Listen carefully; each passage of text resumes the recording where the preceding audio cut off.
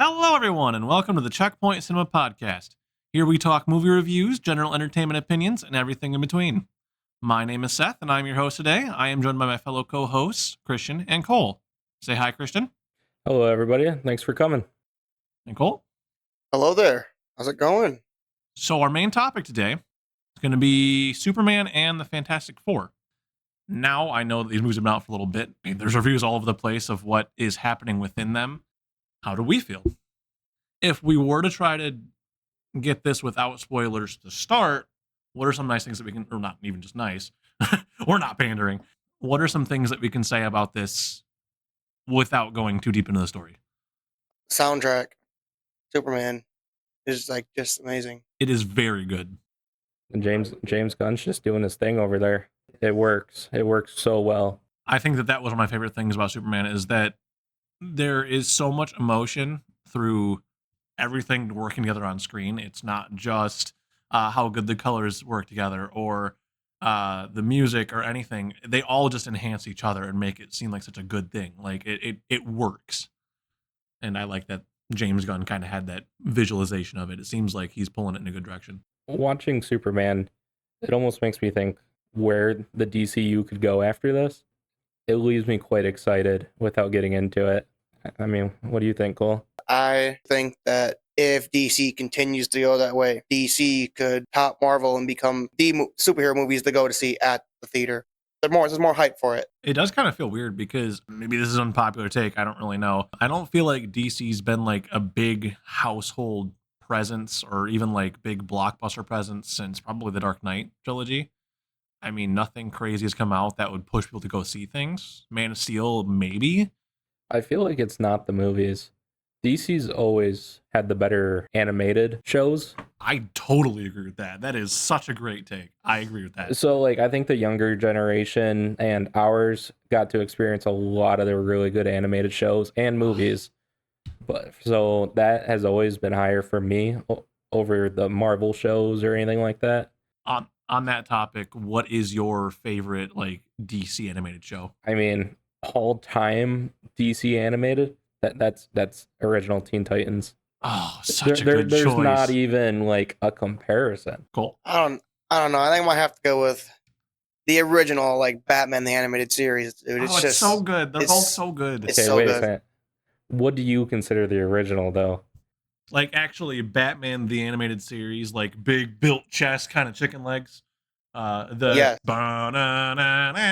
Yeah, okay. That's a valid choice.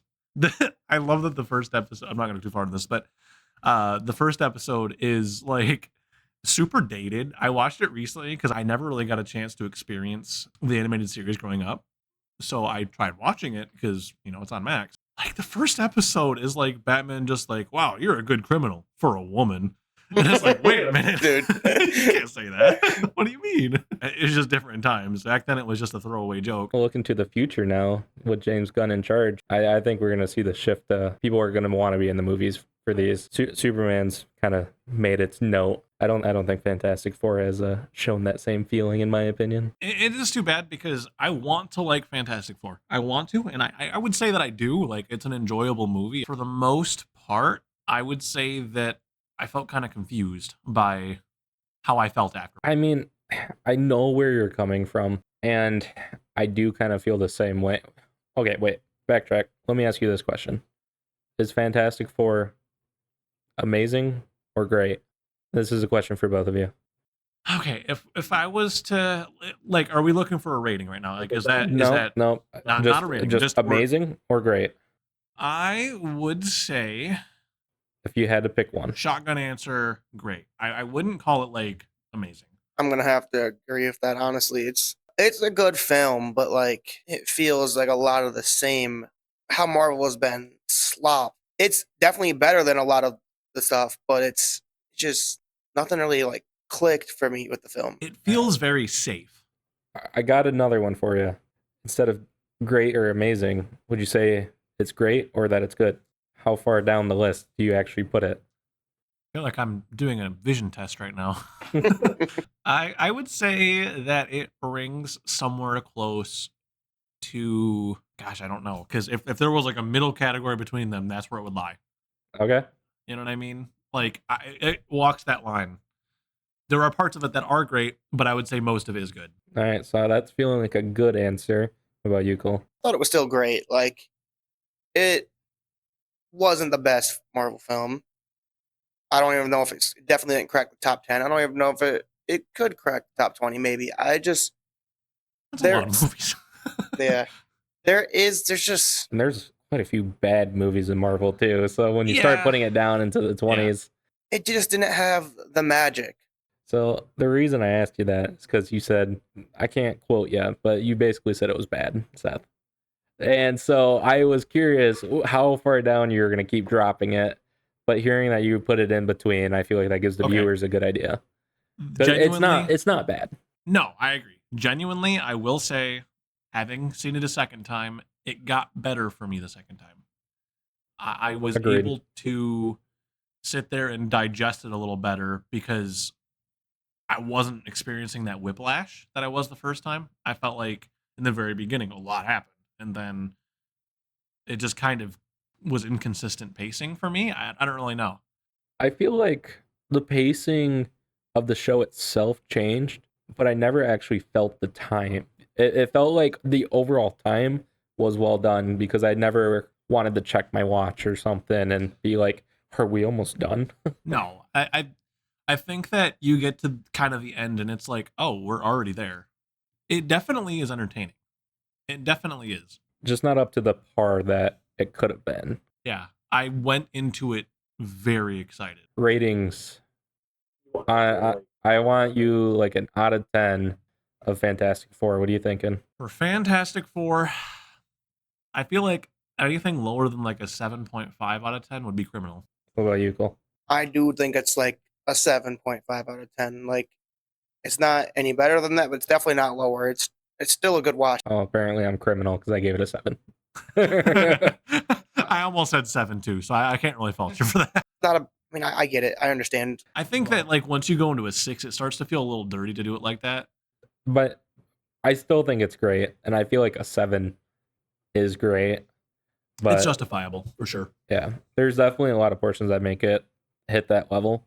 With that being said, I think we should get into spoilers on why I think it's only great and not amazing here. Okay, so are we jumping into Fantastic Four first? Yeah, I want to Let's get do it. right Let's do it. into it. That seems to be what do you think brings this film down? The ending. It's not even close. The ending itself almost single-handedly pulls it down to a 7 out of 10. And the reason for that is purely the Galactus fight. That fight kind of really sucked, dude. But also, I will say it kind of made sense. Hold on. Made sense. Okay, because in the fight, they really couldn't do anything against him. Like he was just shrugging off all their hits essentially. Besides when Invisible Woman locked in, but like he was tanking all their hits, which that kind of tracks for Galactus because Galactus is supposed to be this giant threat, like Thanos level. One, I totally agree. I feel like it was really weird that it went the way it did, mostly because they've been the Fantastic Four for 4 years now. They didn't work together a single time that entire fight, except None? for Johnny and the Thing.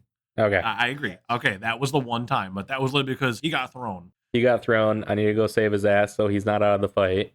Exactly. Might as well use him as a weapon. Really though, what time is it? My other thought on that was that, like you were saying, Galactus was supposed to be like a big bad like Thanos. I actually think that he still will be. I think that them teleporting him away actually is going to be a big story beat later on, which could be really cool considering that one of the upcoming projects will be Secret Wars. Maybe that has some kind of factoring into that. It could. I don't know if they're rumors or it's a confirmed, like Kevin Feige, this is happening. The reboot or soft reboot of Marvel. Will that affect your thoughts on a possible Fantastic Four Galactus comeback or anything like that?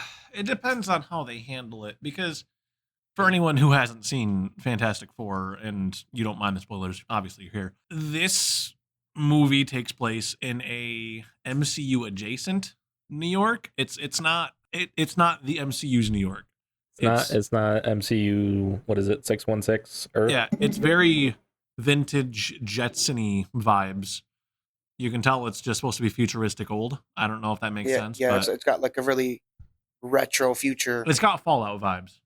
Yes, it that does. makes Yeah, sense. it does have Fallout vibes. Which I like a lot. The world feels great. So I don't really know how they plan to do this. I almost feel like the Fantastic Four was the beginning of that soft reboot. With the Thunderbolts end credit scene that you Which haven't I seen. haven't seen it. I know. You haven't seen I haven't Thunderbolts? seen Thunderbolts. I haven't Dude. seen it. I will see it soon when it finally does come to Disney Plus. I just haven't seen it yet. So spoilers for the end credit scene of Thunderbolts. It's the Fantastic Four ship coming into the Earth 616. Okay. I did know that actually. I think that might be a scene from Doomsday. I think that might be what they did for what was it? It was the end of Captain Marvel. How it had a scene that led directly into like Infinity War, or what was? I think that's what they might be doing. I think that might be like one of the opening scenes of Doomsday. I mean, there's a kind of a good chance there with the end credit scene of Fantastic Four being Doom. It could be them going, "Oh, Franklin just got stolen," and possibly Doom is multiversal traveling, and so they follow him back, or maybe that's where he's just currently located. So I heard a theory. If you guys would want to hear, I don't know if it's going to actually play out. Okay. What is A it? theory that Doom, he needs 4 people to like complete what like essentially the battle world he's trying to set up. And Man, if only had a gauntlet, huh? Get a lot easier. I can't remember the 4th one, but there was Sentry, Franklin Richards, and then the 3rd one was Wanda. I was gonna say And- definitely Wanda in there somewhere. and, if that theory would be Maybe true. Doctor Strange, or I can't remember what they said the It 4th would have to one be a was. multiversal being, right? Like, because Yes. Franklin has the power of cosmic. So the theory goes that Doom is kidnapping Franklin to go to the main like 616 to have Franklin revive Wanda so he can set up this battle world or whatever he's trying to set up. And then the Fantastic Four is like chasing him. so it's been a long time since I've seen Multiverse of Madness. Do you think this? I'm just trying to make sure this is even the right movie. Do you think she actually died? I honestly think I That was do. the thing that happened, right? Because like the temple or whatever collapses on top of her and her light goes out. So I don't think that killed her. I never thought she died. I mean, okay, I'm gonna sound like a negative Nancy here. Marvel doesn't know how to kill people off. No, we saw it in Fantastic Four. Don't even get me started on the sacrifice undone trope. I hate it. I can't stand it, especially in that movie. Like, if they had killed off Invisible Woman, I'm not saying that I want her character to die. She was actually my favorite in the movie. Well, it's like she's the only one that got any screen time and yeah. Well, yeah, and you were meant to story, like her, and which I mean is fine. It just it just felt cheap. It just felt like a way to secure a future for this property, and I don't know. It was playing it safe. yeah, Marvel's always been that way. They are. Yeah. The only time they do risky stuff is when they have those giant projects like Endgame. I mean, Gamora immediately that sacrifice was undone in the next movie. Yeah. I don't even think the Endgame sacrifices were truly done well either. I mean, you had Iron Man, who's the actor's coming back as Doom. That feels still kind of undone. Yeah, I kind of hate that. I will say there's Black Widow. Black Widow. Wow. They came out with her movie after she came out Yeah, with died. her that movie. was kind of strange. The thing is, I think the only reason why she hasn't appeared on any other projects, even just as like a throwaway cameo, is because of the whole controversy with Scarlett Johansson. I mean, you didn't hear about that, really? No. Uh, So, she went after Marvel because they didn't pay her royalties on Black Widow, or it was something like that. Yup, because it didn't go to theaters because of COVID. It went to Disney Plus, and they didn't pay her pretty much anything for it because It it eventually went to theaters, though. I definitely saw that movie in theaters. did go to the. No, I think it did a dual release, so Disney Plus and theaters. Oh, they did that. Yeah, they screwed her because they weren't giving her royalties off of the Disney She Plus. never got any royalties for their Disney Plus release, so she essentially was screwed out of half a paycheck, and she was pretty upset about that. They didn't tell her that they were going to do that; they just went and did it. That's fair. Yeah, I kind of forgot about that until just now. That's largely why she doesn't really exist beyond Black Widow. So, backtracking just a touch, Doom in Fantastic Four, the end credits sequence where he's visiting Franklin, whatever. There's a couple things I want to say about this. One, I don't think that that's RDJ's Doom. I don't know why I have that feeling. That said, it has been made the point where maybe they just weren't showing his face because they don't want to pay RDJ for a 10-second sequence. Yeah, that's pretty expensive cut too. Yeah, that Makes a lot of sense. That said, it's not like it's unknown of the MC or of Marvel projects to use scenes from other movies in other projects to promote that movie. It was at the end of Captain America, the first Avenger, when they like literally just had an Avengers trailer at the end of the end credits sequence, a full trailer, which is nuts. I'm kind of skipping over a little bit to Superman here just to make a point. But in my old age of Marvel watching movies, I loved When I was a boy, I loved watching end credit scenes and like the different phases of Marvel up until recently, because I feel like they screw themselves by putting in end credit scenes that they then have to either fulfill in like following movies, or they just straight up ignore it. And it really ruins them. And it screws the next director that's in charge of a movie. And James Gunn has said this. And that's why in Superman, they don't have end credit scenes like that. The end credit scenes are just like little fun, like things to show at the end of the movie.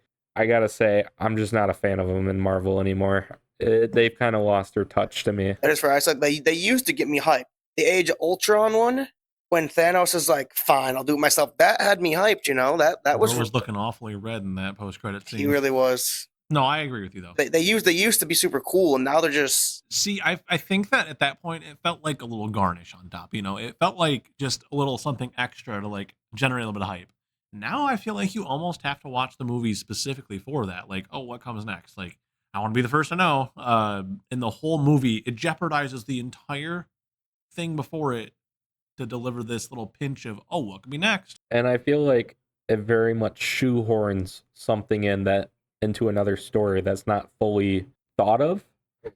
So you basically make a mold for something that you have no idea what the mold is yet, and now you're stuck with it. And that's like Thor and Guardians. yeah. James Gunn has said that he didn't want him in there, but had, he was forced in. yeah, he had to put him in there. That's why he was literally in the film like 2 seconds or something. Just the beginning. Yeah, it was really just the very beginning. And then the Guardians literally just pieced out. They're like, "Yeah, we're gone." So that's kind of my thoughts on the whole end credit scene. So the fact that they're setting up possibly Doom and everything in this one, I am excited for it, but I kind of wish they would just stop doing it. A friend of ours says that Fantastic Four, his honest opinion was that it's already been done before. Galactus story beat, the Silver Surfer, even Doom. It all felt done. It feels like that's the only thing that Fantastic Four can do on screen. Yeah, like every time they're on screen, they get Galactus or Doom. Like, Well, I guess my question for you comic lovers, I don't know what other bad guys they have. I don't know the Fantastic Four that well. I will say, I do know. In Fantastic Four, it was actually really cool. In one of the montage where they're taking out all those villains, they did have one of their like OG villains. I can't remember what his name was. Red Ghost? Huh? Was it Red Ghost? No, it was the like giant like monster thing. Oh, isn't he one of the Mole Man enemies, or is he actually something separate? He's something separate. I'm very unexperienced in Fantastic Four. I know. I don't know Fantastic Four that I didn't well. read a lot of their comics. But I think that this is going to open up a conversation, whole different thing. To agree to your point, I mean, I don't know what else they could have done with it. I think the whole thing you have to do is have a lot going on. I think that's why that very beginning opening montage is so good, is because it shows the Fantastic Four actively helping people. It shows that what they're doing is worth doing. The sequence where Johnny goes to the chemical plant or whatever it is that's on fire and he absorbs all the flames. One of the coolest scenes in the entire movie, by the way. Visually too. What's that? Visually too. Visually, it is stunning. It was pretty good. It's so good. I think that shows them doing more than just trying to be the star of the show. They do the things that they don't really have to. There's going to be fire trucks out there. It might be bad, like it's not going to end great, but they have the option to help, so they do. It's not like it's necessary. They're not the super high stakes. It is arguably high stakes, I guess, but it's just different. I think that's where Marvel goes wrong. They don't know how to balance that out. Like we're sitting here saying we don't know what other villains they have outside of Galactus and Doom and Silver Surfer. Would it be worth Marvel taking a shot and just making a new villain? Making a new villain not from the comics and just giving us something that's truly new and fresh. People might hate on it, but like I think that might be a cool way to take it because I can't think of any character of any importance that's been truly new. So the problem is that when you look at Fantastic Four villains, especially in the theme of the MCU, there's only so much you really can do. The other big notable villain that the Fantastic Four have is the Super Skrull, which of course goes into the whole Skrull Empire thing. Yeah, didn't I can't think of the name of it. What, Secret Invasion. Secret Invasion. Ugh. so without watching it, because my understanding is that Skrulls aren't really the bad guys anymore. MCU In the MCU. and the Yes. MCU they flipped it, so Skrulls aren't the bad guys. So can you really have a Super Skrull? So, okay. So there's a lot to unpack here. As we know from especially this Fantastic Four film, the Fantastic Four are spacefarers. They go on little adventures out in the universe, whatever. Along their adventures and a lot of story beats, I'm thinking specifically Marvel Ultimate Alliance, like Oh, that yeah. one level where they're on the Kree, Yes, yeah. and then the Skrulls attack and it becomes a whole thing where Galactus. It's a lot going on. A lot of it is that the Kree and the Skrulls have a big rivalry. So the Skrulls trying to beat the Kree, if I have this story beat right, I could be totally wrong. They abduct the Fantastic Four, learn how their powers work, and infuse it into one of their top soldiers, and he becomes the Super Skrull. He can use all of their powers. I mean, it could still be used in the sense of the way the Incredible Hulk was done. It could just be a soldier gone rogue, basically, because like obviously Incredible Hulk, who became Abomination, I can't think of his name, but Blonsky. yeah, Oblonsky became Abomination, and I know the military was actively hunting the Incredible Hulk, so he wasn't going against orders, but at a point he then turned on the army Oh yeah, and absolutely. the city and just started attacking shit, and it was like you could do that same type of story for a Super Skrull, I guess, in the MCU if they're considered the good guys. So Actually, so have you guys seen Secret Invasion? No, I have seen some of it So because I tried. So do you mind me spoiling the ending because it relates? I know to what the, you're gonna say. It I've relates to already the had it Super spoiled. Skrull actually. Go for it. So Amelia Clark's character in the show she's actually a Skrull. In the Help me a little bit here, Amelia Clark. Game of Thrones. Game of Thrones, Daenerys Targaryen. You Okay, haven't seen Game of Thrones, have you? Have you? I've not, but I know who you're talking about. But she at the end of like the final episode, she becomes actually the Super Skrull. They actually do it in the MCU. She gets infused with all the powers. The way they go about it, it is one of the stupidest things I've ever seen in the MCU. Because she just has powers from other heroes. Like in one of the scenes, she pulls out a Drax's arm. She has Drax's arm and punches a guy with Drax's arm. Well, yeah, and the thing is, it's like an established thing earlier on that they can't transform into people that they haven't like linked. Like, isn't it the whole thing where they put them in a pod? They go, Yes. they like, shoosh, and then it's in their body. They can transform into them. She never met Drax, She's but never she's met- able. She harmlessly Yeah. turns into Drax's arm and just punches this dude.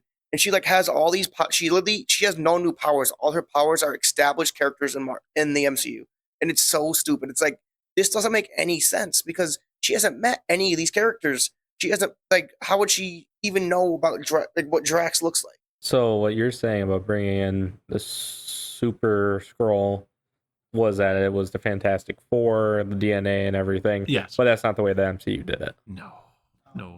And you're like, no, Well, that's they part- ruined it. That's part of the problem with Secret Invasion. They wanted their cake and also to eat it. They couldn't do both. They established rules and then immediately tossed them out the window. I didn't watch the whole thing. I couldn't make it through it because even the first 3 episodes, it's like that. Pretty bad. And then they go and explain that like something that didn't really make sense. It was kind of cool like back then because it was like this is crazy, but like apparently Rhodey has been a Skrull, and They did but establish that. they didn't don't say when they took him, so it looks like he was either taken after Endgame or after Civil War. Because he's in like hospital robes. That means he was like at the hospital for a checkup. But it was like you're telling me this Rhodey this entire time has been a Skrull. I kind of forgot he existed between Civil War and now. I mean, outside of Endgame, when was the last time he's been in use as a character? Okay, fair. He was in Infinity War. Was he? I said Endgame. Like, I meant like anything after Goofy, Endgame. huh? Oh yeah, okay. My bad. I thought you meant before. He's gonna be a main character in the Armor Wars show coming out eventually, whenever that comes out. Is it a live action? Don't know. I Oh, hope it brother. is. Okay, I don't know. Trying to stay positive. I already kind of touched on this with talking about DC's animated shows and just their shows in general. I think I have Marvel show fatigue. Loki season 1, amazing. WandaVision, it took a couple episodes, but I got there. I enjoyed it. I loved Moon Knight, and then you kind of just started losing me. I would start the shows and I would make it halfway, and I think you're just doing too much. And I think Fantastic Four didn't do anything for Marvel to make it any better, and that makes me kind of sad. I would agree. I haven't watched much of the shows recently. I tried watching Secret Invasion, couldn't do it, and I'm like, it's just the show. That one single-handedly was like the nail in the coffin. that was the very peak of it, and it pushed you over the edge. I watched pretty much all of them. I haven't watched Daredevil. Oh, that's like the. Oh, that's so I know. good. I That's haven't so seen good. Daredevil because I haven't seen Daredevil season 3 yet, and I want to That's watch season 3 before I watch Born Again. I'm a big Daredevil fan. I'm wearing a Daredevil shirt Yeah. right now. I also never watched Ironheart, but that also got spoiled for me, so I kind of don't even care about watching it. That's what I was gonna say. Ironheart is it's a roller coaster of emotions. That's for sure. Didn't even know there was a Daredevil MCU show out, and I also have never watched Ironheart. To talk about Daredevil, there was the Netflix show beforehand, the Yep. 3 seasons, Never seen it. which was softly set in the MCU. It wasn't very good at the start. Yeah, I think they mentioned like the. I'm gonna start tweaking. It's so good. It is At pretty the good. very It is pretty start? good. Yes, I love Daredevil from episode 1. That is a crazy Absolutely. story. I couldn't do it. Absolutely, it's so good. I never watched season 3 because I never watched. You wouldn't like the rest of it then. I never watched Defenders, and I feel like I gotta watch Defenders to watch season 3. No, don't watch Defenders. don't watch Defenders. Really? You don't need to No, watch it's Defenders? terrible. Don't watch it. So I think my issue with Daredevil was there was like Jessica Jones, Luke Cage, Daredevil, Iron Fist. I tried Iron Fist. That one I couldn't get into either. I think that's what killed all the shows for me is that I tried Iron Fist first and I couldn't do it, and then there was Agents of Shield.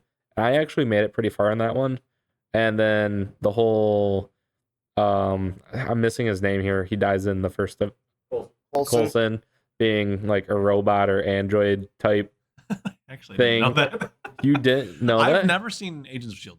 I don't really have interest. They but brought him back to life in a very painful and non-ethical way. They kept him Yeah. alive. I think it's just his brain, right? He's just a complete robot. we've Or- all seen Invincible here. Isn't that just what Cecil does to his? yes. Yeah. Okay. Yeah, pretty much.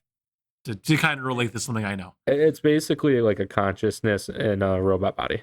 Pretty sure they went and actually said that Agents of Shield is no longer canon. Oh, I wasn't aware of that. Yeah, I'm pretty sure that's no longer canon. Well, it's part of the reason I didn't watch Daredevil. So, like, before we get flamed, before you guys start ganging up on me for not watching Daredevil, It He hasn't watched Daredevil either. You're off the hook. He's on. You both are on the hook. That's what I mean to say. it's good. Out of those shows, I'd say the only ones that are really worth watching would be Daredevil season 1, 2, and 3, and Punisher season 1, 2. Punisher is We'll get back on point here. The last thing I want to say: Daredevil Born Again does fit into that category of fatigue. Now let's actually get back to topic. We jumped a lot. that is. I was fair. enjoying this conversation about this, but we do got to get back to what we were talking about. So, do we feel like we covered Fantastic Four? Is there anything else we want to attribute to that? I would like to real quick talk favorite characters.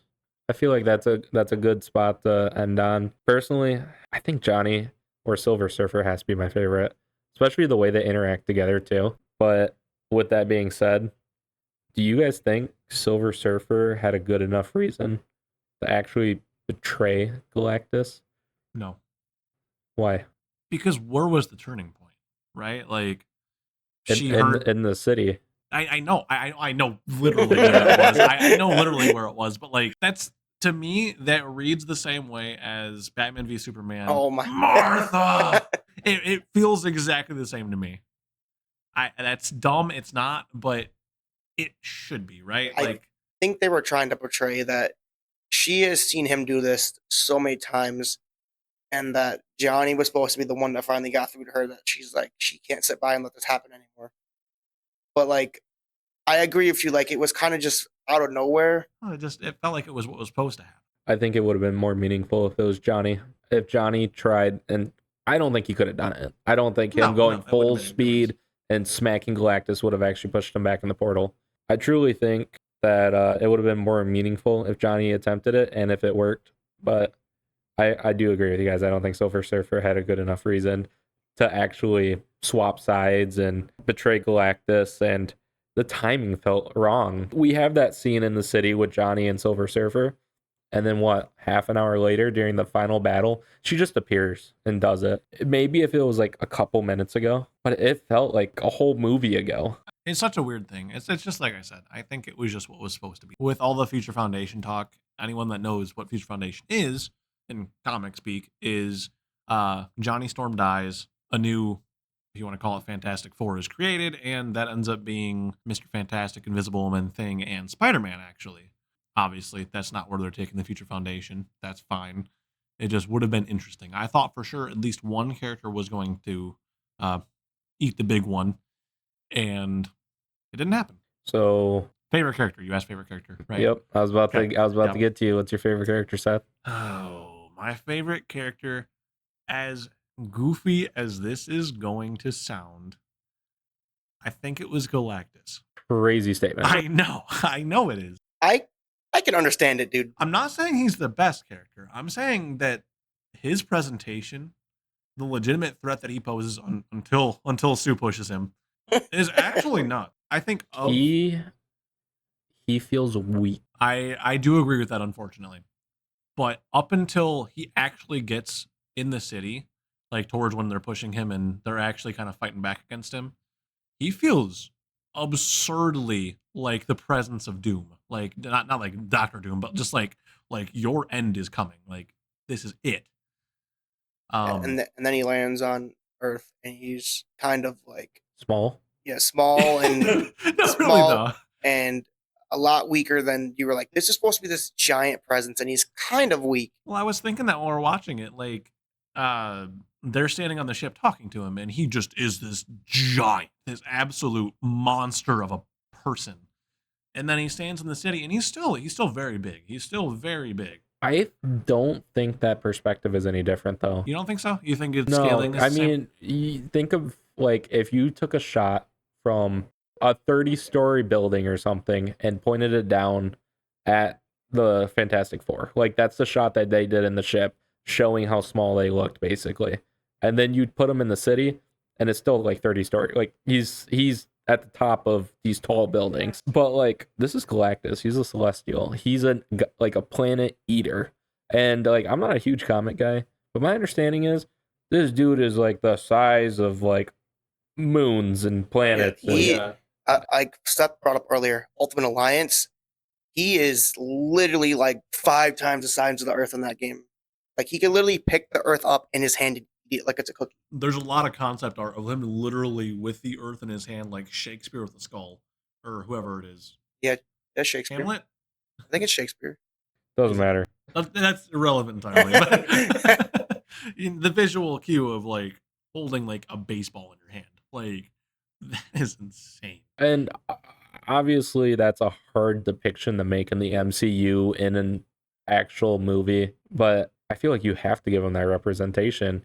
I do kind of like the ship, and I don't know if Galactus actually has a ship ever in the comics, but I did kind of like the feeling of doom as he was approaching in the ship, which is so slow. You have not seen Rise of the Silver Surfer, the 2007 sequel to the 2005. Every time I consider it, I am actively told not to. No, I think it's worth watching. I do. Hold on. I think we had this conversation less than 2 weeks ago, and you told me not to watch it. Yeah. So I watched it again recently, and like, don't get me wrong, it's a goofy movie. It is not like gorge, but like it is genuinely silly. But the way they do Galactus in that film is so bad. He kind of has a ship. That's what made me think of this, was that you were talking about the ship. Except they don't ever show it. He's a cloud. Well, not he's the cloud. literally like a giant cloud that like engulfs the Earth.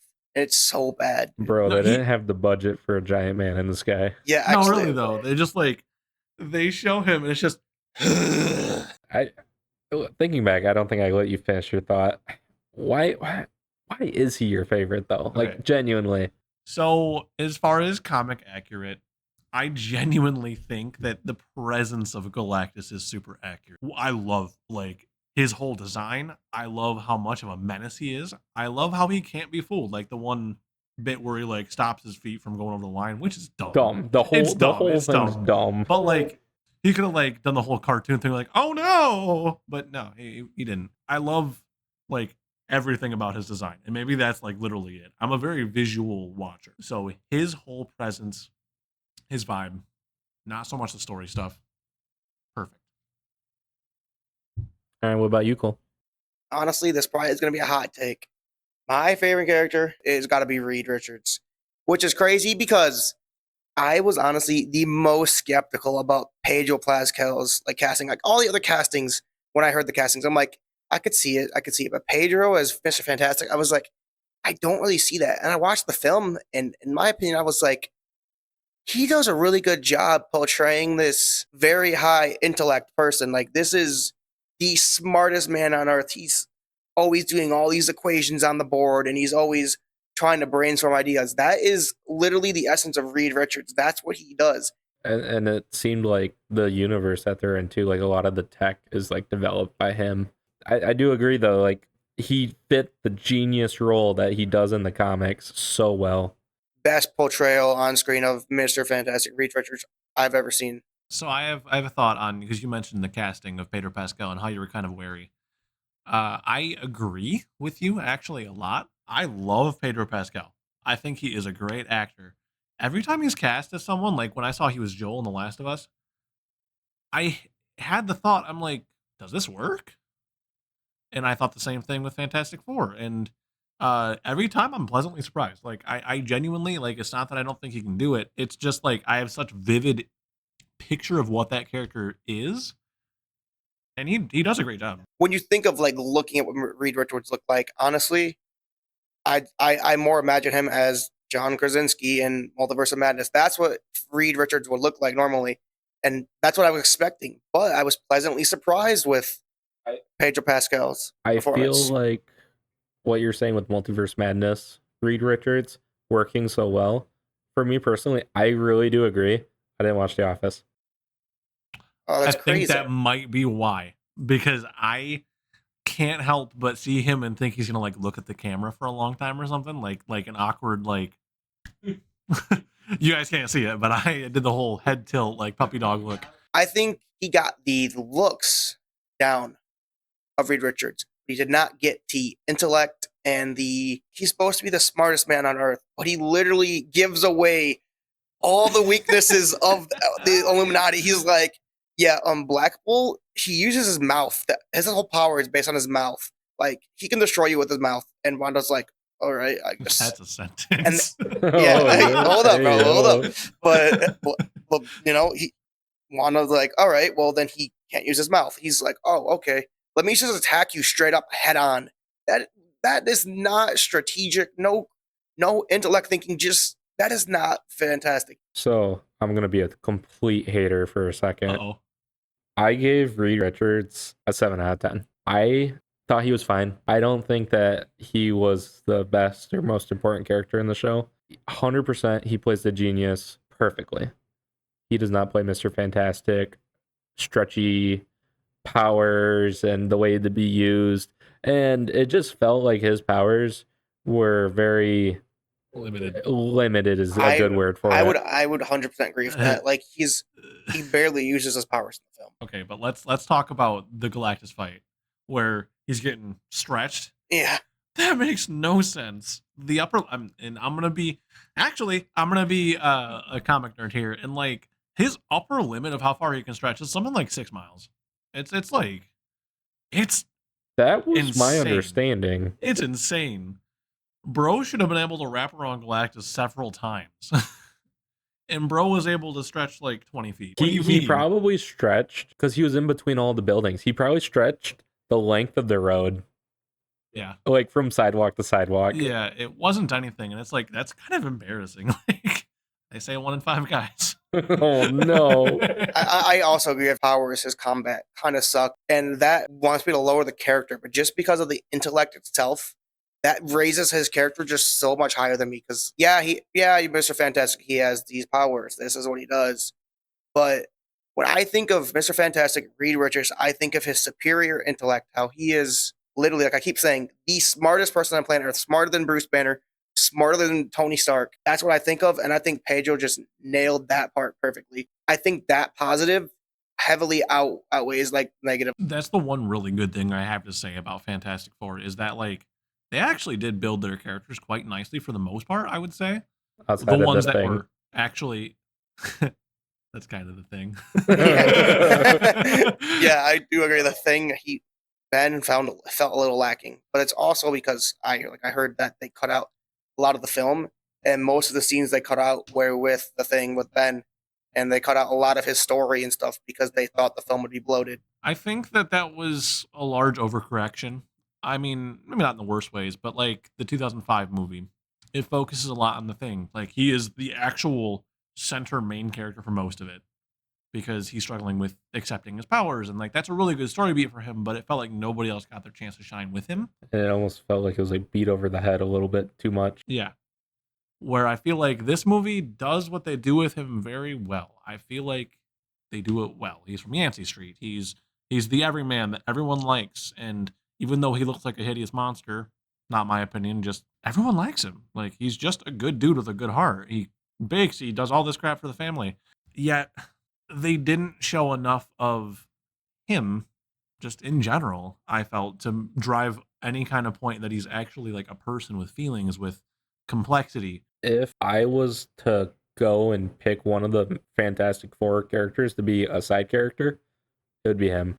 He felt like a side character in a movie that's about his group, and I feel like that's kind of a bad look. Kind of taking this back to Superman a little, I think characters like Jimmy Olsen and anyone from the Daily Planet. from the Daily Planet can almost compete with the amount of video, screen time, and story that the Thing got. That's totally fair. I actually would say that Jimmy Olsen contributed more than the Thing in a lot of ways. Even like, I don't know if this is controversial, but like Eve from Superman, Eve. she was I mean, like she Eve. was she was Lex's girlfriend, the one who sent all yep. the evidence. Okay. Remember, she sent Yes. the Okay. Yeah. Yep. Mutant Toast. I got you. yeah, Mutant Toes. Even she contributed a lot. She was like a side character. Yeah. Okay. I think that is a great segue. We should jump from Fantastic Four to Superman because I have a lot to say about Superman, and we're pretty far into this already. So let's get right into it. Do you want to start off with the same way, and you guys want to do some ratings? Yeah, absolutely. So overall, what do you guys give it? You, Seth? I don't want to be that person that gives it a 10. It probably deserves it. I would say like a 9.5. Dang you. It so easily could be a 10. It so easily could be. No, because I also didn't want to be that person that gave it a 10. So I gave it a 9.5. God, why are you copying me, bro? Well, guess what? I'm gonna be that person that gives it a 10 because I'm giving it a 10. I think it's a 10 out of 10. I personally think it's the best film of the year. Oh, that's not even a question. No. And It is the best film. I don't of the think year. any film this year that's coming out the rest of the year will top it. I do genuinely think, and this is crazy, I've never been a Superman fan, anything like that. I think it's my favorite superhero movie of all time. Genuinely. What about your favorite movie of all time? I couldn't say that. I couldn't say that it is. Are you asking what my favorite is? Yeah. I mean, if we're going to say that Superman is not your favorite movie all time, this better be a good dang movie. Because when I went and saw it with you, I think you said word for word. I was vibrating. It was great. I love that movie. I'm pretty sure you did say it was your favorite movie. It feels hard to give it that top spot because that's a lot of commitment. But you heard it here first. Seth has commitment issues. It probably does take pretty close to my very top spot. It, at the very least, cracks one of my top 5. I give that because I can't think of movies on the spot right now. It cracked my top 5. I'd say it also cracked the top Absolutely. 5. It's just so good. I literally have a pros and cons list here, Do you want to know how many cons I actually have written down? It's one. The answer is one. I have one single con for this whole movie, and it's not even a real con. It's a joke. It's the fact that we never got to see mutant toes. Wait, are you We never got to see Wait a minute. toes. No, it's the fact that Jimmy Olsen's playing into the fact that that Eve, this beautiful woman, is like a monster basically. Literally has her listed as mutant toes in her phone, and I was like, oh man, that's kind of weird. Need receipts. This is James Gunn. He might actually show us, and it might be true. You heard it here first. Christian wants to see mutant toes. So But this is true. make sure you bombard our socials with mutant toes. Hey, Maybe don't actually. please don't. Maybe don't actually. Please don't. I'm begging. No, but I don't truly have a con to this movie, and realistically, it probably should be a 10 out of 10 on my list. Yeah, I have nothing negative to say about the film. Everything about the film was just great. The action, great. All the acting, I'd say, is solid. I think that David's Superman is the best Superman I have ever seen in anything. Games, movies, TV shows. I just think he's so good. It's got the music, the theme itself, the bridge scene when he stops the building. I saw that film 3 times. It had me tear up every single time. That rising from the smoke. The choked rising me from up. the smoke, Yeah. the way the music hits, just seeing the hope that he gives. You know, he's just saving people while aura farming, not aura farming and letting people die. Henry Cavill could never. Yeah, literally. Literally. David Cornsweet as Superman, it wasn't just the fact that he played Superman so well. He was like Clark Kent. Yes. Oh yeah, yeah, absolutely. Like the interview scene when they're in the apartment. That's like one of my favorite scenes in the movie. The interview? What was it, like super shit? Yeah. You know I hate that one. It's just So so good. good. The thing that I not Fantastic Four. The reason why I think this Superman strikes in a way that none of the other ones did is that they actually make it have so much soul. It feels like this world's alive. This is a genuine person. I mean, he is easily the strongest being on this planet. Easily. But he's still going to save the squirrel. He's still going to go and catch a building to save one person when really he could just not. Yeah, him It'd be saving so easy. him fighting this giant monster, in the middle of fighting this giant monster, saves a squirrel, just says volumes about his character, dude. It felt very realistic. Like the Justice Gang are like they show up and he just starts playing damage control.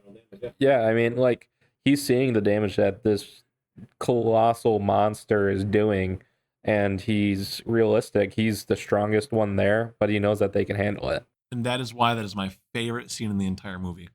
I love the beginning of that fight. There's just so much going on. You can see he's trying to figure out a way to take down this thing without killing it, which also speaks volumes about his character. He could easily kill it. Like, it would be so easy. 100%.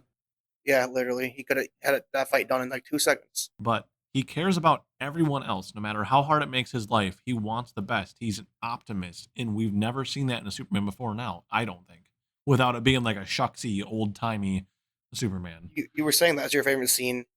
After watching the film 3 times, I've had a lot of favorite scenes. Originally, it was the Mr. Terrific scene, which is pretty good. But It's Fun, so good. fun. It's Yes. so good. honestly, after like the 3rd watch, my favorite scene is his speech at the end of the film to Lex Luthor. Oh, That's it's so good. So good. Dude, he's just talking about how Lex calls him an alien. He's like, that's the thing, you know, I human, I do my best. I get out of bed. I try to be the best person I can. Sometimes I fail, sometimes I can't. But that's what it is being human. I do what I can. I try to do my best. And that speech makes me cry every time. Bro, I want to go watch Superman again. I do too. It's so good. It's so good. It's also followed by one of the funniest scenes in the film with Crypto throwing Lex around the room like a toy. Oh, couple things in relation to Lex, because that's a whole different thing. That's Nicholas such a good Holt's Lex is so Luthor, good. dude. His Lex Luthor is so good. In fact, I don't know now that I can see anyone else playing Lex Luthor as good as him. I don't know. He's definitively my Lex Luthor. He's just so devious. He's so damn smart. Like, Yeah, he he nailed the Lex Luthor role. Like this is who Lex Luthor is. It showed a Lex that was just obsessed with wanting to be the best and most important thing on Earth, and he just hated Superman for not like just for being alive. That's how he is in the comics. I know, and it's perfect. It is, and it absolutely just perfect. shows how smart he is. Like the whole scene in the beginning fighting with the combos, and they said that there was what, like 10,000 or Yeah. 10,000 some different combos that he trained him on because he knew how Superman worked. He's been studying him. Yep, and he knows them all. Like the 1A, and Superman's just getting punched in the face. He's just 1A, 1A, and then he just keeps doing it. It's so good. His whole reason for hating Superman is because Superman just randomly landed on Earth and instantly everyone loves him. Lex wants that. He wants to be Mr. Prop. He wants to be everyone. Look, it's Lex Luthor. You know, he wants that, and it pisses him off. Like, Lex doesn't even pay attention to like the hero stuff that Superman does. He just all he sees is everyone loves Superman and not him, and that is what drives him. He's like, I can't stand this. I need to be the center of attention. So there's one. It sounds like a throwaway line, but there's one line where when they're in the Fortress of Solitude, Lex Luthor and his gang, and he says the metahumans were bad enough, and then this guy shows up, not from Earth. What right does he have? I'm paraphrasing. He says something about being upset about Superman becoming the focal point of the world's attention. I love that line. It is the single best line in that movie. So a lot of critics actually had an issue with that whole scene. Really? Because it was the villain of the story giving his whole reason for being a villain, basically, and people just don't like it because they want a story where villains show their feelings through their actions and their deeds. But like, I feel like that is Lex. Well, he's a very showy person. It's this. It's why he's like just sitting there monologuing. Yeah, is Lex. I view Joker. I view Lex Luthor very similar to Joker in the same sense that he does everything, so Superman knows it's him. He does it in a way that's a very in your face. I hate you, and I'm doing this to spite you. And he's talking to his peers because he hates him. The perfect point of that is the fact that he put a speaker on the armor that or weren't there drones following? Was that where the no speaker the speaker was on him? Yeah, it was on his suit. I didn't realize that. Yeah, because like after Crypto like ate all the drones, like Lex was talking to him still through the suit. Oh yeah, you're right. Yeah, and that kind of just shows like why would he put a speaker on that? Because if it was a speaker for I can't think of his name, the Ultraman. If it was a speaker for Ultraman, it would have been in the helmet. Yeah. Bro was literally just there to talk shit to Superman. Well, and that's like another point I'm going to make here is when Superman comes crashing into Luthor or LexCorp. Luthor Corp. Yes, Luthor Corp in this. Because LexCorp was not available. Oh, man. He just rage baits him. He comes in, he crashes down that door. I love seeing an angry Superman. I love it. His heart's still in the right place. He just wants to know where the dog is. And Luthor keeps his cool. He is such a devious mastermind. I love it. Just sipping his coffee. The little whisper into the cup of the ugly dog or whatever he says. The total rage bait. No, the funny thing is Superman has super hearing. He heard him. He absolutely heard him. What did you say? Ugly dog in a cape. It's perfect. I can't think of a movie in recent memory that's come anywhere near this. That's even scraped it. So I gotta say James Gunn just did amazing things with this.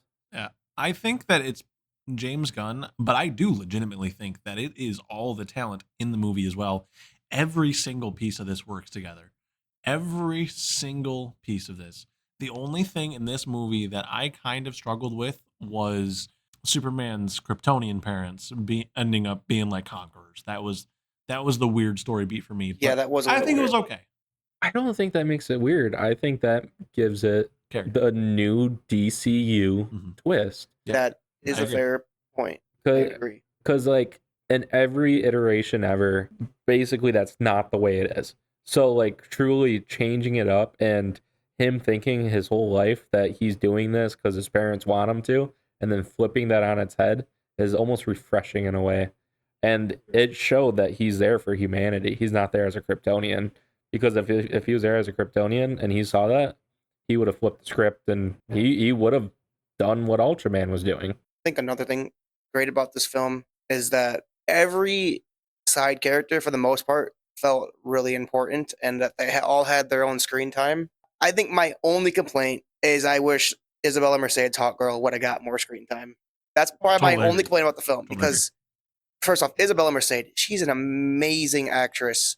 I love her in like everything she's in, and I was so excited that she was in Superman, and then she was barely in the film, and it's just like that really sucks because I know what she can do for acting. Like used to about Last of Us, she plays Dina in The Last of Us season 2.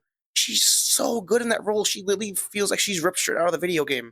I think the rest of the characters got enough screen time though. Nathan Fillion, Guy Gardner, he's so good. It's so good. You hate him, but you love him. 100% agree. I have 7 actors that I consider to be main actors in this movie written down, and every single one, except for I guess there's 2 of them, I have 10 out of 10 for, and it's Hawk Girl with an 8 out of 10, and it was only because they didn't use her as much as they could have, and when they did use her, it almost felt like background scenes. Like she was there during the Justice Gang when Lois Lane showed up to go ask for help, and Mr. Terrific went with her, but she didn't really do a whole lot in that scene. And I think then the only real big presence that she had was when she took out the president of Moravia, right? yeah, she totally murked him. She absolutely murked him. Dude, she's just like, I'm not like Superman. Drops his ass. So, like, that's why I give her an 8 out of 10. So I 100% agree with you. And the only other character that I didn't give a 10 out of 10 is actually Mr. Terrific. And that's because I gave him 100 out of 10. Okay. That's okay. Very, that was. Yeah, I was like, that's very fair. No, Mr. Terrific is easily the best character in this film. He stole the show every time he was on screen. Absolutely. 100%. Absolutely. It was all fun.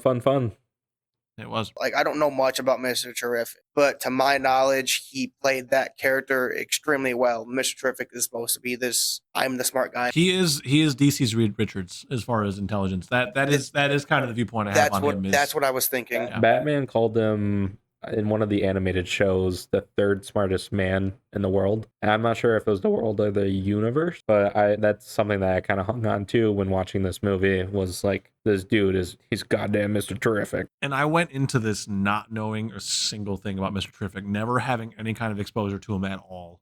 I have very little exposure to him. And I think one of my favorite things about Mr. Terrific is he knows he's so smart. He's cocky. Like in his fight scene, the fun. He's sitting there, he like raises his hand, he flies, does a little whirly whirl, and he just lands down. He's just, he's playing around. He's not being serious. He's using his finger guns to shoot him. He's like, this is light work, bro. Like, do you know who I am? You goddamn Mr. Terrific. Yeah, exactly. That's absolutely right.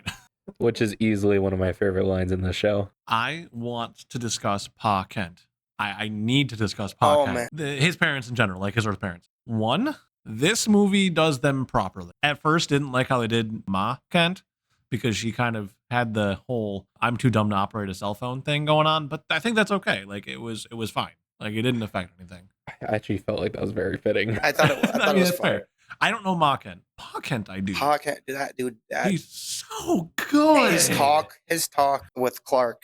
Oh, literally had me tearing up again. This film made me cry so many times. I actually did cry during that. That was so good. I feel like there's nothing to be said. I feel like every scene he was in played very well. He was good. Yes. And Man of Steel just did Pa Kent so bad. Okay, that's the next thing. That's why I wanted to ask you anything to say, because that's where I was moving next. It pisses me off. I'm so mad about it. I hate it. At the end of the film, when he's sitting there in his chair and they're going through all the memories, and you see him and his parents, dude, you can see it's so good. It's so good. Speaking of the end of the film, one thing I did want to touch on. Wait a second. Saw your role there, sailor. Bro wants to talk some Pa Kent. I'm talking Pa Kent, brother. All right. Well, after Pa Kent, come back to me. Okay. I'll come back to you, all right.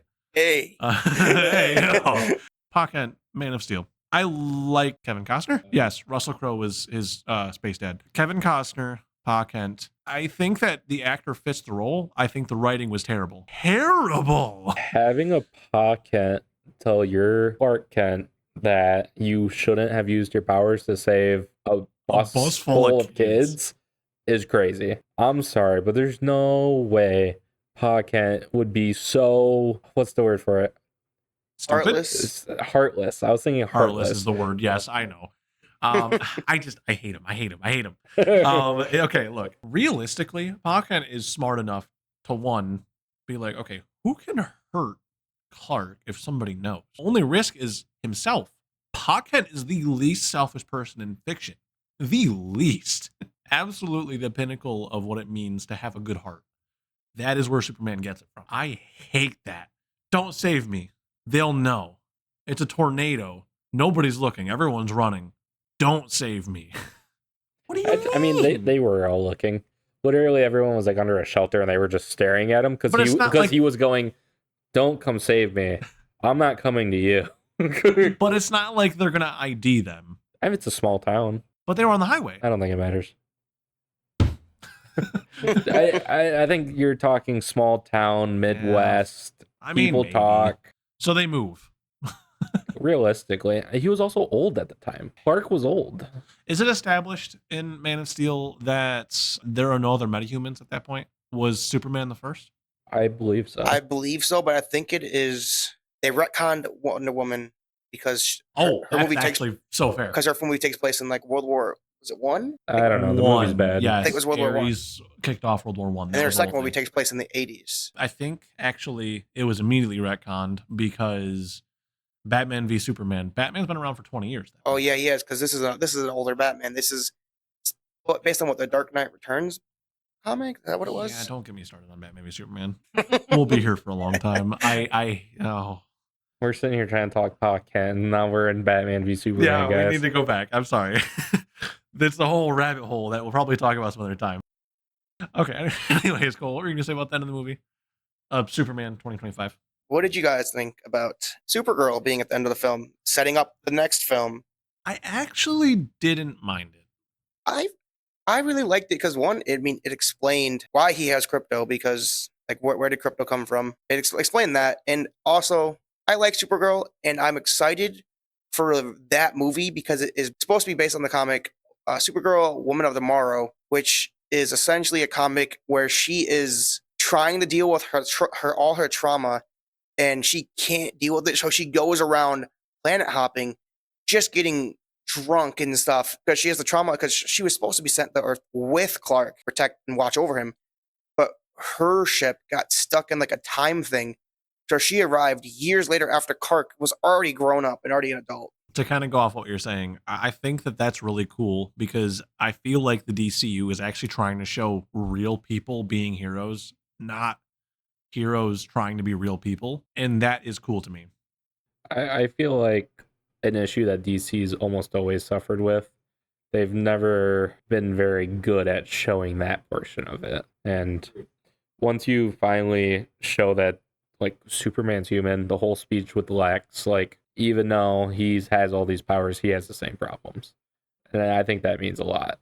Well, I mean, it's even shown like Superman's biggest weakness, especially in this movie, is like that he is human, that he cares too much, that he's just a big old softy. Like, I don't know. I just can't see the same thing from, say, Henry Cavill's, where, I mean, he was just the Messiah. He almost viewed himself as the prophet. Like, I don't know. He was this loner that had a dark backstory that he had to keep on the run because nobody would accept him. And it's just not Superman to me. I love Henry Cavill. I think definitively he could be the Superman. You know what I mean? But I just, the writing wasn't there for me. Nah, you were saying like he's like a big softy. Like at the end of the film, one of the end credit scenes when he says, I think, the Mr. Terrific, and Mr. Terrific walks over, he's like, gosh darn it, I can be such a jerk sometimes. Like that is Superman. That's how he talks. Or like at the beginning of the film when he's like, what the hey, dude? Like that is one of the best lines in the movie too. It is. The Crypto just destroying all of his crap and just being like, what the hey, dude? Just feels like such a hopeful Superman thing to say. Well, it's like he just looks at his feet and he's like, oh, shucks. Basically. Yeah. I love it. It's so good. Fantastic Four and Superman. Do we have anything else that we want to say to kind of sum up this conversation? Well, Closing I thoughts. want to talk more about Superman. Just like the way that film made me feel, the Fantastic Four. Fantastic Four just felt like more of the same stuff. This is nothing new. It's kind of cool. It's entertaining to watch. More of the same stuff. Superman. After watching it the first time, I just walked out of the theater and I was like, I have so much hope right now. I feel hopeful. Like this is an amazing feeling that this film leaves you with. It was like a breath of fresh air. Yeah, it was a breath of fresh air. It was like this. This is what it should feel like to watch a movie. You should come out of a movie having an amazing feeling. I didn't get that with Fantastic Four. It was just like, okay, that was more Marvel. Move on. Superman, I could not stop thinking about the film for days after watching for the first time. That's what a movie should be. Leading up to Superman releasing, the trailers, like there was a lot of like individual short, like minute long trailers just to kind of prove a point that like, man, they were making a movie. Each trailer, the overwhelming positivity on them felt great. Cause I mean, like we live in a world where no matter what gets posted, it feels like there's so much negativity. There's so much, oh, this sucks about it. This is the worst. And this will be bad because of this. And like this didn't have that. Even walking out, I don't think I've heard a single person really say anything bad about Superman. And there is reason for that. I am going to be real quick. I'm going to be a hater on the thing that you just said. So I am not a super big DC fan by any means. I've watched very few DC films altogether, completely skipped the Wonder Woman, Aquaman, seen most of the Batman v Superman, Man of Steel. I've seen those, but DC's never really been for me. I watched the trailers, at least some of them, for Superman 2025, and I wasn't hopeful. I truly was like, this is another DC film. I'm not really going to like it. Seeing David Cornsweet as Superman, he didn't look like Superman to me starting out. Completely script flipped after watching it. It just proved me wrong. It was the best film of the year. And as someone that's not a huge fan of DC, and coming out of that more hopeful for DC than Marvel will be anytime soon is crazy to me. Because I am such a Marvel nerd that saying that kind of hurts me. But it's true. James Gunn's going to take this to new heights.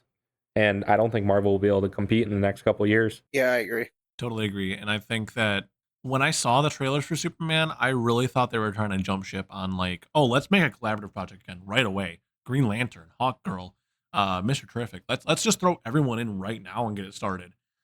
Execution wise, it was done very well, and it did not feel like that.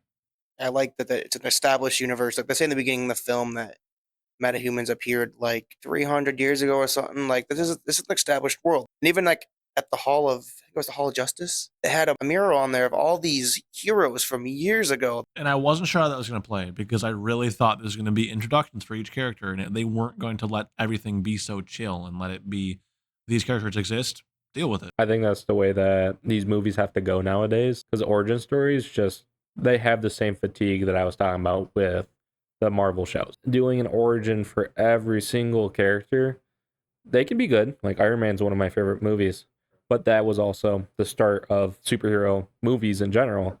So for me personally, I think origin stories are just boring. It's to the point where they're just not as good as setting it in an established universe like Superman did. I think it's different when you have a character that's not super well known. We've seen the Fantastic Four go into space and get hit with cosmic radiation. We've seen Superman grow up on a farm and go to Metropolis and work at the Daily Planet. Seeing someone like, shoot, I don't know, who do we want in the MCU? Say Ghost Rider. Say we got a different Ghost Rider that wasn't Johnny Blaze. We would need an origin story, I feel. Only because that is not super high on like the knowledge list of what the average person might know. I feel like it depends how you tell the story, though, because I agree. I do. Because if you tell it similar to the way that Superman runs, I think you can do a Ghost Rider movie and truly not do it as an origin story. You could just probably establish it the same way. You could say, so many years ago, a deal was made with the devil or something. Like, I'm not super familiar with Ghost Rider. I'm just thinking of the Nicolas Cage movie. But in the end, we'll just have to wait and see how superhero movies are done from now on. I definitely think that Superman's going to make Marvel think differently from now on. Honestly, I think that is why they're talking about the reboot, because of the success of Superman. They're probably already regretting the fact that they fired James Gunn originally. Yeah. Oh yeah. Well, they took away all his creative freedom. I mean, there was nothing they were gonna keep him to do that would have the success he's having right now. Yeah, but I don't know if he would have jumped ship to DC the same way. No, I agree. It probably was kind of a spiteful thing. It feels that way. That's just speculation, of course. I think it's a really good thing that DC has let him take the reins, because I have liked a lot of the DC projects, like Superman. Obviously, we loved it. Peacemaker, I thought that was pretty good. Creature Commandos, that was pretty good too. Some people don't like it. I don't think you guys like it. The Suicide Squad, James Gunn did that. That one's, I liked it. Good. That one's fine. Like, I didn't hate it. It was one of those where I got halfway through it and I didn't really remember what I was watching. I don't think the villain was a villain that should have been for the Suicide Squad. No, I think that's Without getting super deep into it off topic, it's just it's still a good movie, and James Gunn did a good job. Same way, the music, like everything, Yeah. like Oh, yeah. visually. I still think it fit his model of movie, like the Guardians, and it was probably just the lowest tier one. as the people online say, the gun doesn't jam. Not yet, anyways. They say 1 in 5 guys. I believe we have some agree or disagree to finish on. We're going to do a segment that I'm going to call Agree or Disagree. This is going to be purely some statements that I say that I believe as host that my co-hosts can also choose to agree or disagree to, and then we're going to dive into why. Agree or disagree, the no origin story is probably going to be the norm for superhero movies going forward. I agree. I definitely think it is. I agree. It's just seeing how well Superman did it. There's no way that they're gonna do it anymore. I don't know what Marvel's going to follow, but I know that James Gunn had mentioned about no origin stories in the new DCU. I think with Marvel, it's kind of hard because they don't really have a whole bunch of new happening, like as far as introducing characters, except for like the Fantastic Four, I guess. They're IPs they didn't currently have. The X-Men, for instance. I don't think they'll jump into an origin story. I think that they'll go straight for it and have the X-Men be established. I'm not confident in that You whatsoever. don't think so? No. I think they're literally gonna do origin stories. Like, I think they're one day that you're gonna have to do it. You're gonna recast Wolverine, and that's probably the most famous one, and they're gonna do an origin story for it. I think we're gonna get it. And You're probably right. I'm a sucker for Wolverine, so I think I'll probably like it. But I really do hope that from now on we do kind of just skip the origin stories. Doing Star Wars-esque intro works. This is an established universe. You have so many other movies. They work. I don't think you need it. Or they could do what Fantastic Four did and just do a little quick. I actually really like that. I like that way too. It shows their very quick origin, and then they're back into the movie. Shows them as astronauts and they go into space. Show them as heroes, and then to the movie. I would say that intro was not quick. Superman's was quick. Superman, you read for like 30 seconds, and then he gets beat up by a dog. So yeah. Okay, moving forward. Agree or disagree? The CGI companion character trope that is somewhat present in these movies might not have been super necessary. So you're talking about, I'm assuming, Crypto. So Crypto in Superman and Herbie in Fantastic Four. Debatably, I would say Franklin is a CGI companion character also. That baby is CGI. You cannot tell me otherwise. I just want to be clear in the question here. You're asking us to agree or disagree that maybe whether it's or not, overused. Okay. Sorry, I did word that think weirdly. it depends on the project and universe. Like, I thought it worked very well in Superman. We really haven't seen that much, at least in the movies wise, besides Batman and Robin. Wait, Batman and Robin. What? Would you consider Robin like a companion character? CGI. Like entirely CGI. Oh, okay. So like Crypto or Herbie. The baby in some scene. So I'm telling you, man. I'm telling you. Okay, that changes it a bit. Yeah. Again, I think I still just talking about sidekicks, you silly.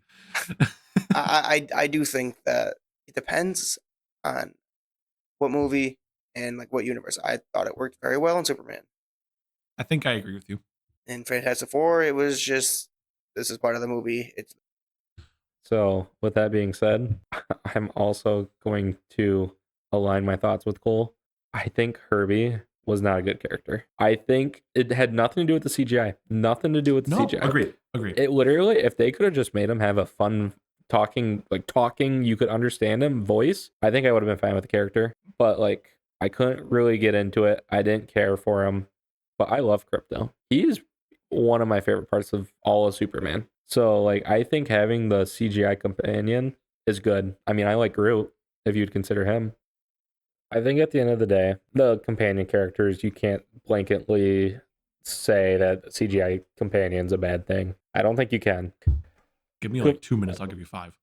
I think companion characters can play really well into the world if they're done right. You have to put the time and you have to put the money into actually doing your CGI. And if you don't, then it's going to come out bad. I will say it's not Marvel or DC. I think it is a companion character. I think they do very well though. Is Grogu and the Mandalorian? Baby Yoda. I think that's a little different though, It's the main because character. that's like the whole goal of the show. I haven't watched The Mandalorian, but that is like the whole goal of the show, right? Is to cart the child around. Yes. Okay. Yeah, but like, That's I different. don't That's think he's a you I don't don't think think he's so? a companion. You No. don't consider. I'll give you the example. We're not going to get too far into this at all. But Jurassic World Rebirth, A little dinosaur. yes, I hated that. I hated it. It was just to sell toys, bro. I hate it. I mean, is it not realistic? If you have a little 7-year-old girl with you that finds a little dinosaur that appears to like her and is eating out of her hands, you don't think she would put that in her backpack? You're telling me that dad saw this and was like, oh, sure. It seems safe enough. Seems safe enough. He almost got eaten like 10 minutes It ago. was a friendly dinosaur. This is a world where dinosaurs You know what? have That's a fair been story, B. they've been on the mainland and around for years. So is it really that far fetched? They've all lost interest in dinosaurs, anyways. Basically, they didn't care anymore. They're like fucking raccoons in their trash cans. Like the beginning. The Get beginning. out of here, you triceratops. The beginning when it's laying in the middle of the road and everyone is just like, oh, not again. God, traffic jam. That's the Get that lizard out of the road. Exactly. I think we'll do one more agree or disagree. So, agree to disagree. Visually, the Superman movie is leaps and bounds better than the Fantastic Four movie. Visually, in what way? Like the art and like the scenes within the movie. Like earlier, we talked about Superman coming out of the dust of the building that fell, and the way that the sun glares during the Lex Luthor Superman speech when he comes in at the end into Luthor Corp. Okay. Those type of scenes like visually pop. Those snapshot moments. Yep, the lighting and everything tying together. I'd have to agree because I'm thinking of the one scene where the country's invading the other country and you have The kid, the kid holding the flag up Oh, and so good. you see the flag going in the wind with the Superman logo on it, and this kid's sitting there holding this on. There's like literally an entire battle. All his people are getting killed by this other country, and he's sitting there holding the flag. Flag is waving, calling for Superman, chanting Superman, and it's just like, I don't know. That visually was just such a good scene. What about you, Seth? I will agree with the general point that there are more visually resonating moments in Superman. I will definitely agree with that. There are some moments in Fantastic Four that are downright gorgeous, and I almost want to disagree because of it. In the very beginning, like the vintage film reel of their origin story, I think that's a great way to do it.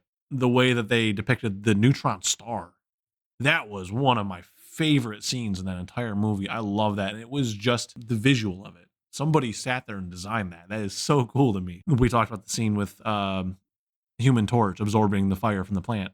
That is so cool. And that is the coolest use of his powers I've ever seen. He's power-wise one of my least favorite characters just because like I feel like that's pretty limiting. That was so damn cool to me. I didn't even know you could do that. I know. Yeah, that's how I learned that too.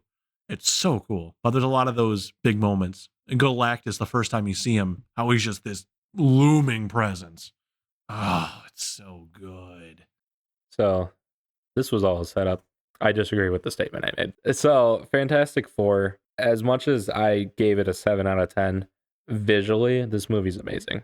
Like you said, the neutron star, the Galactus scene, I don't think there's a single scene that can even visually touch Fantastic Four's scene where it's Reed Richards and Sue Storm like staring into each other's faces with the black hole in the background. Oh, it's While so she, like good. right before she gives birth to Franklin. Yes. That is beautiful. And like the only thing that might come close is that scene with the building and Superman. But like visually, the whole movie's amazing. Watching Silver Surfer literally aura farm and surf on lava when she can literally Yeah. phase through anything looked amazing. Like you said, the Galactus scene. Silver Surfer coming down from the sky to give her speech that she heralds Galactus. Even though I have issues with what even entered the sky, because I didn't understand that. Big But it explosions behind her. looked cool. Like, I don't know what she's Definitely. just aura farming the whole movie. No, really though, yeah, absolutely. But she looked good doing it, and maybe it's just Julia Gardner. But I totally forgot. I talked about the neutron star in Fantastic Four. We didn't even mention the black hole in Superman. How he super breath his way out of Yeah. it. Okay, visually that one's also Visually, amazing. that is on par. And- At and, the like- very least on par. And the river that I don't think it is. It might be a little lower actually, but I love that scene. and like the river Yes. that we're going down. We never even Yes. mentioned the So cool. pocket dimension. We didn't. I feel like there wasn't a whole lot to say about that because besides the falafel guy, which we didn't talk about either. I love him. He is my favorite. He's my precious bunny, and I wish he didn't die. I'm really sad about that. That scene was quite upsetting. But I have no family. Don't worry about me. That's so sad. Fun fact: he did have a family. His dad was literally in the beginning with him. He was the guy next to him during like Superman crashes down into the pavement. So sad. And then at the end they show his family on a newspaper when they talk about his death. Yeah, how he was like a Yeah. hero. He literally was lying, so Superman wouldn't give up. It's crazy because Superman has super hearing. He could tell he was lying because he could probably hear his heartbeat. That scene was heartbreaking, dude. Yeah, that was rough. All right, well, that's our show. Thank you for joining us today. My name is Seth. I was your host today, and I was joined by Christian and Khol. Say goodbye, boys. Make sure to come back and join us. Say something, damn you. It was nice having you guys here. Hopefully we'll see you at the next one. I'm also very glad you're able to stop in, and we'll see you at the next checkpoint. And cut.